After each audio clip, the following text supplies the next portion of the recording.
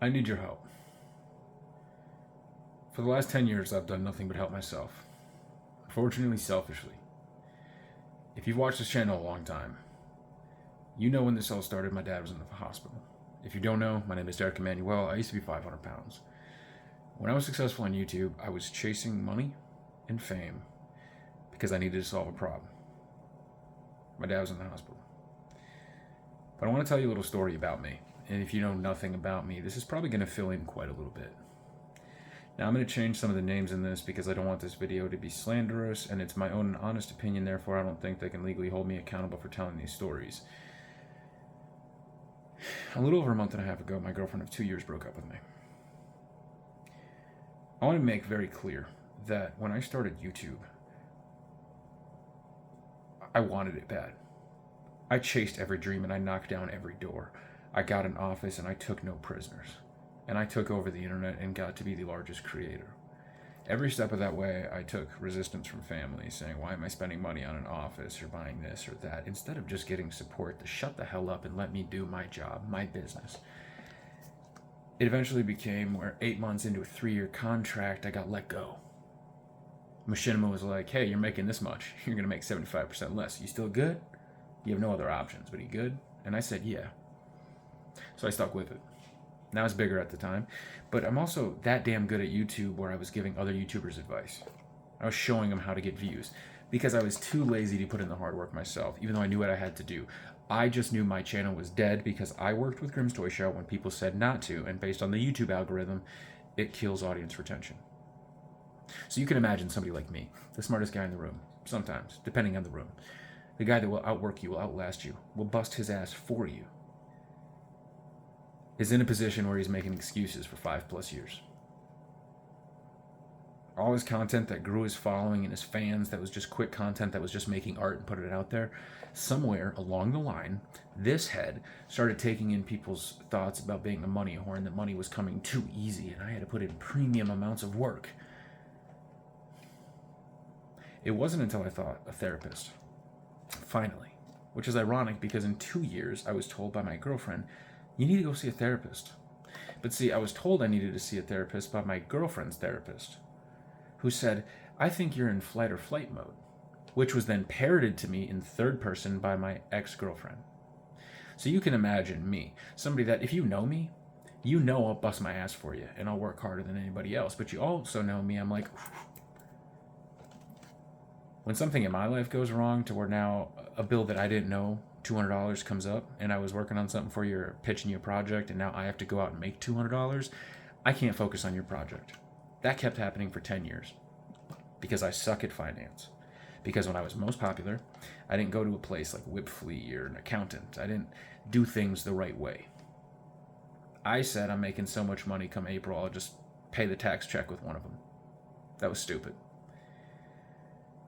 The reason I'm telling you all this is because for 29 years and leading up until I met my girlfriend, this is the hardest thing I've ever said, I was a virgin. Now, it was because of choice, but let's be honest here. Finding out I had a herniated disc in sciatica, there was plenty of opportunities. Just genuinely, every time my back would start freaking out, and I'd be like, nah, let's not do it, let's do something else. And then I was a little baby. So you can imagine me the last 2 years when I go from a job I do have, DoorDash, to now I've gone up in pay. I'm busting my ass. I'm living in the cities more when I shouldn't. I live in the Chippewa Falls. I live in Wisconsin, but my girlfriend's allowing me to stay. But remember, her therapist said I was in flight or flight. So imagine me for the first time in 2 years feeling stable, secure, but man, do you know how hard it must be to date somebody like me? Because when I'm busting my ass, I'm great.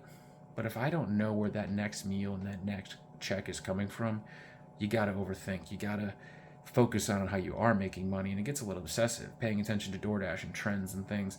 To right before you get broken up with, they actually made changes to where your job was about to become a breeze. And now you can't do it. A relationship that, truthfully, you didn't even want. You want to break down the walls and the barriers. For 10 years, I didn't even bother trying to get a girlfriend. Why? Because after my first successful year on YouTube and I went into debt, I said I would never put that on a woman. Until I figure out my stuff, I'm not going to find a girl. So, and if you have a problem with this story, this is my account. Here I am, at a buddy's house, not looking for love whatsoever. I'm just sitting there. And this is a woman. Sorry, I'm not going to. This is a person that for the 2 or 3 years before this had been sending me hate tales about telling me when she was drunk about who she wanted to bang and have sex with. Now, it's important to the story because, again, I was religious as fuck, but I didn't go to church. I was a virgin and I never chased women. If you look at my internet history, I probably watched a lot of videos and you know what I'm talking about, but here's the thing. You're just watching the videos because you're virgin. You haven't done anything. It has nothing to do with an obsession. It has to do with the fact that when you were a kid, some girls you went to school with went on some sites, so you kept refreshing the website every week. It has everything to do with the fact that you were just stuck in your own head and this one goal of, I need to lose weight to keep living for the rest of my life. And then in that moment, the girl that had been sending you messages and what she wanted to do, she asked you to cuddle. Now you're just sitting there on a couch. You're at your friend's house. Somebody that, in hindsight, you coexisted with, and rather than running a channel like his to take him down, you spent time trying to give him advice and save him. But you didn't save him. You were just prolonging your own death and your own career, your own, oh look, I can still be relevant and help channels. But that comes off like a mooch. Where I'm good at is you hire me, you bring me in, I consult, I work on your channel, then I need to get the hell out. I don't need to sit there for years. I just need you to listen and trust me. I worked for guys like Ghost Robo for 2 or 3 years, giving them advice, seeing some success, some things. But then when they stopped listening to me and doing things their own way, their channel died, I went away. Eventually he brought me back and took my advice, and he's been crushing it ever since. But he was already successful before me. See, I don't take credit for anything. In fact, I now in hindsight look back and go, I'm glad she broke up with me. Because I was just a kid on that couch at 29 years old who hadn't been with anybody in a serious relationship since college. And in fact, the only college relationship I had, she was in a class, I was in a statistics class, I think. Her name was Marissa. And I never even made moves on girls my entire life. Imagine being the fat guy, 300 plus pounds your entire life, being overweight, and you find out in college or everywhere, hey, why didn't you ever hit on me? I had a crush on you. I had this, I had that. You know how many girls told me that? I was fat. I didn't think to make moves. I wasn't trying to push anybody. Hell, I went to state bowling tournaments and cuddled with so many girls, like where you would get together after the night and everybody would be around like the pool and everybody would be cuddling, and then they would all go to their separate rooms. Every year, the girl I'd cuddle with went back to her room alone because I didn't want to make a move. So for 29 years, I never made a move. Until that night where I'm just sitting on a couch and this woman who's now not in my life, who blocked me, who kicked me out, who said she felt threatened, who told me I was going to take my own life when she doesn't listen. I questioned a lot of stuff. So for the last month and a half, as an artist, as somebody that wants to tell you what it takes to be successful, I couldn't do it without tearing down every wall and to realize I would have dumped my ass too. And I think the message I want to tell here is going to a therapist and doing the things that was on my checklist to stay with her. Why would I shouldn't have done them. I knew in my head that the reason I wasn't doing them was because I was religious as fuck. She was the woman for me. I thought we were slow playing this. I didn't think there was a rush.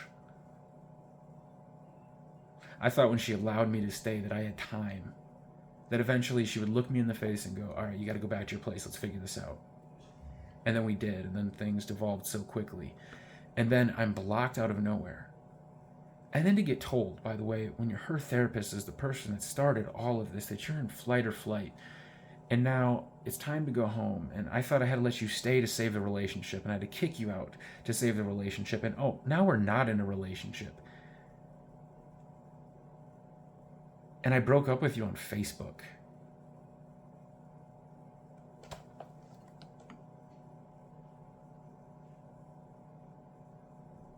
That made me realize I would have broken up with me in the exact same goddamn way.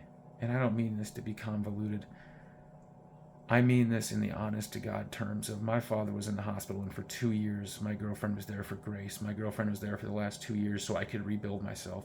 My ex-girlfriend was there so I could literally be the person that when I finally went into August after 10 years and I got that diagnosis that you're healthy, the same person that said I need to get healthcare, I need to get healthcare, I need to get healthcare, but Yet she was letting me live at her house in Minnesota, and I technically lived in Wisconsin. I am not committing insurance fraud.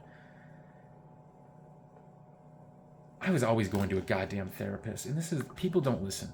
If you have anybody in your life like this, for me, the only reason I didn't go to therapy was because my girlfriend at the time was fighting a copay that was $275 out of network that she had to pay out of pocket to see her therapist. And here I'm trying to sign up for therapy, and all the plans are making it expensive. And I'm like, I'm already trying to budget money here, and now here's other money. And then it becomes like, if you don't go, I'm going to break up with you. But you don't realize that even when I finally saw a therapist, just like when her therapist said the words, it sounded like he was in flight or flight. You know what my therapist said? She said the following statement after I just described it. Sounds like your girlfriend was, and then did puppet strings. Now I could take that and run with it and reinforce my values that I told you she was pulling my strings and it was never going to work. But I'll be honest with you. I didn't make it work. If for 29 years I never bothered cuddling or making a move on any woman, and for the first time in my life, a woman asks me to cuddle, and for the first time in my life, there's a woman who's pushing me. Now, I'm not going to bring up the scenario in which this happened because it hurts somebody that I truly care for. But in the end, it looks like he's going to win, so does it really matter? I was used to break up with my best friend, and I was led to believe that nothing would change. I wholeheartedly believed it with my fucking heart. But I also took my best friend's girlfriend for 2 years. So 2 years later, when I don't have her, I hope to God he's with her. I hope to God that the one mistake she made by cuddling with me on a couch 2 years ago, I hope they can go and be happy. Because for me, there's no point in having her if I settle to give up to go to a factory job. Because the person I fell in love with pushed me to do comedy. She pushed me to do YouTube. Every fight that she thinks we had, in hindsight, maybe she was right. Why was her ex still doing DoorDash and YouTube, and here I am doing DoorDash and YouTube, taking it personally, but from a woman who said she wouldn't judge my job career? Well, let me think for her. Because she knew I was better than this. She knew I was better than just bitching about DoorDash 24/7. She knew I belonged in bigger places. Just like the nurses and the doctors I've saw and told my story of going from 500 to what I am now. It's not revolutionary. It's not hard. You just have to do it, and you have to do the hard work. It just kills me that for 29 years I didn't even try to go after a woman. For 29 years, one strikes at me. And for 2 years, instead of chasing what I love, I get in my head that, oh, if I get successful, she's not going to like me, or if I get successful, I won't be here. And yet, I'm just staying at her house. I'm just freaking out about DoorDash. Even though I'm making more money, I'm not saving it, not budgeting, because I belong here. I belong in a wrestling ring. I belong in a comedy stage. I belong in places where I can outwork people and get rewarded for it, because that's the kind of person I am. My father, on his deathbed, his biggest regret was he wanted to start his own company and didn't have the $5,000 to start it. It's my dad that knew how to outwork everybody. My dad who knew how to make people relations with people. My dad who watched his bosses scalp money and steal and knew he could do it better. Nobody ever believed in him. And to hear him say when my family finally got a check and he asked my mom for some money and it was no, he couldn't believe on himself. I don't want to hear what anybody else says. I will bet on myself every goddamn day of the week. Now, I was afraid to chase my dreams because I had a girlfriend and I thought chasing them would lose them. Well, guess what? She's gone. I'm going to church. I'm coming back to YouTube. I'm working with companies that are blacklisted, and frankly, I don't give a goddamn. Because I'm not going to get told what I can and can't do. The other thing my therapist said is, thing I see both sides of. It sounds like you go to people for validation that only know normal, regular jobs, regular benefits. They're not the kind of people you should go to for your validation. Not that their concerns are wrong, but if you have a goal for yourself, that's the goal. Now, I should put safeguards in place to make sure my mental health is good. I should make sure my bills are paid. I should make sure I'm not eating ramen and chasing a dream that's never going to happen. I agree. But I'm Eric goddamn Emanuel, and I did it the first time as Toby Emu. You give me yoga, you give me protein, you give me an undying will to prove to the woman that I lost, or to the next one that I gain along the way. You believe in me. This is my call to tell you I was that dumb and naive. I was my father, whether it's autism, whether it's something that's undiagnosed. I'm that simple. I just want to work hard and bust my ass. But I'm going to question things every step of the way. And I am done looking for the validation of everybody else. I am ready to carry on what I set out to do 10 years ago. The payoff is here, and I need your help. I don't want anybody to feel the way I did. And I have too many friends on social media, people like Danny Cage, who ran the Monster Factory and helped people get over, but now in his time of need, where is everybody? Nowhere. Where were they to support his show? Hell, I only watched up to episode 4 on Apple TV. Were we there for Danny Cage, the guy that trained people like Mr. Money in the Bank, I almost called him Damian Priest? Nope. He's suffering on Twitter. We can do better as a community. I can do better. And we're going to. It is time for the payoff. It is time for everybody that was robbed of glory to get their moment in the sun.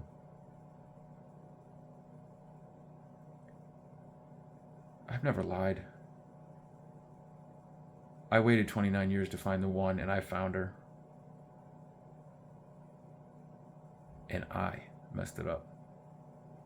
I, like every superstar that gets the big company, lost sight of his goals. I didn't go to the gym. I didn't work out. I thought I was doing good because I got in the best shape of my life. Doesn't mean anything.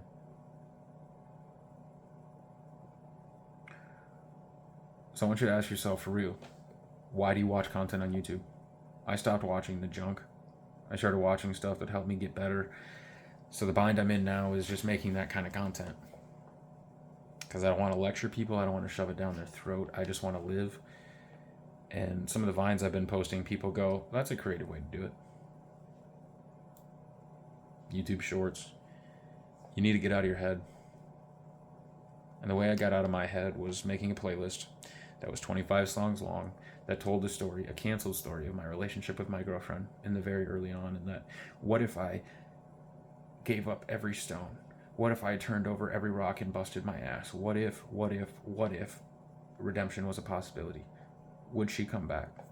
And what I found at the end of that was, I don't care if she does because I had my opportunity and I blew it. But that doesn't change. I'm going to bust my ass. I am going to be the person I was afraid to be when I was with her. And I want every single one of you along the ride. I don't expect anybody to watch this far, but if you do, Midwest All-Star Wrestling. I will be there Saturday night. Rikishi's big ass and me. Come join. St. Paul. Bleacher seats are still available. Love you guys. If you're a virgin out there, if you don't know what you want in life, find out what you want first. Become self-disciplined. Make sure your goals, your teeth are brushed. Make sure you're getting up every day for you. Because when you do find that one, you're not going to want to fuck it up like I did. Because now what was going to be really easy is going to be a hell of a lot harder. And you know what? I'm ready for it. Until next time, Eric Emanuel saying, if you need help, go get it. But don't just let people put stuff in your head.